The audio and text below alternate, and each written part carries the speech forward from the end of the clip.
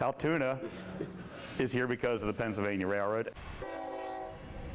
Without the trains, Altoona never would have made it on the map. In the 1820s and 30s, the site for the city was selected because it was in the foothills of the Allegheny Mountains. That mountain or string of mountains was always a hindrance to transportation.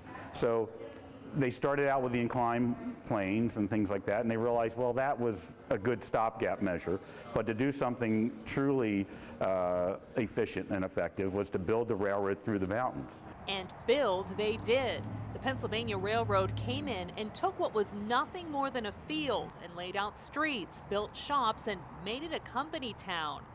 Then came the task of making it through those mountains, one that a group of 450 Irishmen took on, building the historic Horseshoe Curve in 2 years, completing it in 1854. The curve was one of the engineering marvels of the world. When it was built, it was in the top 10 of the engineering marvels of the world.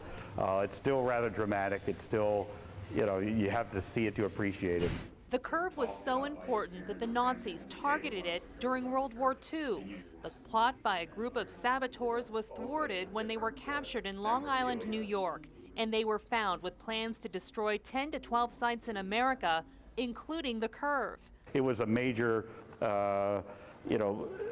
highway of commerce, and if you would have wiped that out, going the alternative routes or making the adjustments would have greatly delayed the war effort, and who knows what would have happened if the Americans didn't ramp up as fast as they did in the war.